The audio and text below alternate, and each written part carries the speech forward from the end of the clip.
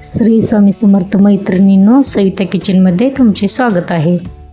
आज आपण बनवणार आहोत अगदी घरच्या घरी कमी वेळात आणि मोजक्याच साहित्यामध्ये तयार होणारी मऊ स्वादिष्ट आणि तोंडात टाकताच विरघळणारी नारळाची बर्फी। नारळाची बर्फी म्हणलं की सण समारंभ आणि गोड आठवणी लगेच डोळ्यासमोर येतात। ही बर्फी दिसायला जितकी सुंदर आहे तितकीच चवीला अप्रतिम आहे।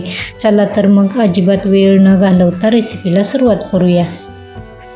ही रेसिपी बनवण्यासाठी लागणारं साहित्य अगदी साधं आणि सहज घरात उपलब्ध असणारं आहे। योग्य प्रमाणात साहित्य घेतलं तर बर्फी अगदी छान जमते। इथे मी बर्फी बनवण्यासाठी 3 नारळ फोडून घेतलेले आहेत। फोडल्यानंतर स्वच्छ धुवून घेतले आणि वरचा असा काळा भाग मी काढून टाकलेला आहे। अशा पद्धतीने तुम्ही बघू शकता, चाकूच्या साहित्याने व्यवस्थित असं काढून घ्यायचं आहे। आता नारळाचे बारीक असे तुकडे करून घ्यायचे आहेत। अशा पद्धतीने व्यवस्थित असे तुकडे करून झाले की आपण हे मिक्सरच्या भांड्यामध्ये घालून बारीक करून घेणार आहोत। तुम्ही पाहू शकता अशा पद्धतीने बारीक करून घ्यायचं आहे। आता आपण बारीक केलेला नारळाचा किस एका कपाने मोजून घेणार आहोत। व्यवस्थित असं हलक्या हाताने भरून घ्यायचं आहे आणि व्यवस्थित मोजून घ्यायचं आहे। नारळाचा किस आपला इथं 4 कप भरलेला आहे। नारळाचा किस आपला इथे 4 कप आहे, तर आपण 2 कप साखर घेणार आहोत। म्हणजे जेवढा किस आहे त्याच्या निम्म्याने आपण साखर घालणार आहोत।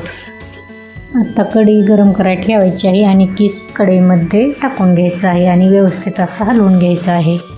व्यवस्थित किस हलवून झाला की त्यामध्ये 1 चमचा तूप आणि साखर घालून घ्यायची आहे आणि व्यवस्थित असं मिक्स करून घ्यायचं आहे आणि एकसारखं हलवत राहायचं आहे, जेणेकरून कढईला किस आपला चिकटणार नाही। रेसिपीला सुरुवात करताना माझी कढई वेगळी होती आणि आता वेगळी आहे। त्याचं कारण असं झालं की जी मी सुरुवातीला कढई घेतली होती त्या कढईचं बुड अगदी पातळ होतं आणि किस त्यामध्ये टाकल्याबरोबर चिकटायला लागला, त्यामुळं मी कढई बदलून घेतलेली आहे। बर्फी बनवण्यासाठी इथे आपण जाड कढईचा वापर केलेला आहे। पातळ बुडाची कढई घेतली की त्याला चिकटतं, त्यामुळं नेहमी बर्फी करताना जाड कढईचा वापर करा। अशा प्रकारे एकसारखं हलवत राहायचं आहे। नाही हलवलं तर काय होतं, ते कढईला चिकटलं जातं किंवा आपले केस पांढरा आहे तो त्याला लालसर कलर पण येऊ शकतो। त्यामुळे सतत असं हलवत राहायचं, चिकट येईपर्यंत हलवत राहायचं आणि चिकट आल्यानंतर समजायचं की आपले मिश्रण व्यवस्थित तयार झालेले आहे। अशा प्रकारे तुम्ही पाहू शकता असं घट्ट येतं आणि चिकट येतं। नंतर आपण एका ताटाला तूप लावून घेणार आहोत आणि त्यामध्ये हे मिश्रण ओतून घेणार आहोत। अशा प्रकारे ताटामध्ये ओतून घ्यायचं आहे आणि गरम आहे तोपर्यंतच ताटामध्ये पसरून घ्यायचं आहे। गरम आहे हाताला चटका बसतो, त्यामुळे उलटण्याच्या साहाय्याने अशा प्रकारे पसरून घ्यायचं आहे। व्यवस्थित असे थापून घ्यायचं आहे। तुम्ही पाहू शकता गरममध्येच हे मिश्रण थापून घ्यावं लागतं बरं का मैत्रिणींनो। व्यवस्थित असे थोडासा हाताला चटका बसतो, पण तरी पण गरममध्येच थापावं लागतं। हाताला जास्त चटका बसत असेल तर एका वाटीच्या साहाय्याने सुद्धा असं तुम्ही थापून घेऊ शकता। वाटेला खालच्या बुडाला तेल लावायचं आणि व्यवस्थित असं थापून घ्यायचं। हे पाहू शकता तुम्ही व्यवस्थित आपलं थापून झालेलं आहे। आता आपण गरममध्येच वड्या पण कापून घेणार आहोत। तुम्ही पाहू शकता आपले मिश्रण व्यवस्थित आलेलं आहे, ताटामध्ये व्यवस्थित थापून झालेलं आहे आणि वड्या पण खूप छान कापता येत आहेत। आता आपण वड्या पण लगेच काढून घेणार आहोत।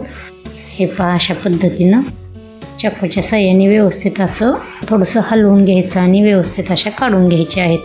तुम्ही पाहू शकता किती छान आपली बर्फी आलेली आहे। अशा पद्धतीने रक्षाबंधनसाठी खास अशी नारळाची बर्फी आपली तयार झालेली आहे। नारळी पौर्णिमा आणि नारळाची बर्फी, वाह! खूप सोप्या पद्धतीने इथे मी तुम्हाला नारळाची बर्फी करून दाखवलेली आहे। व्हिडिओ आवडल्यास लाईक करा, शेअर करा, कमेंट करा आणि आपल्या चॅनेलला सबस्क्राईब करायला विसरू नका आणि हो, इंस्टाग्रामला फॉलो करायला पण विसरू नका।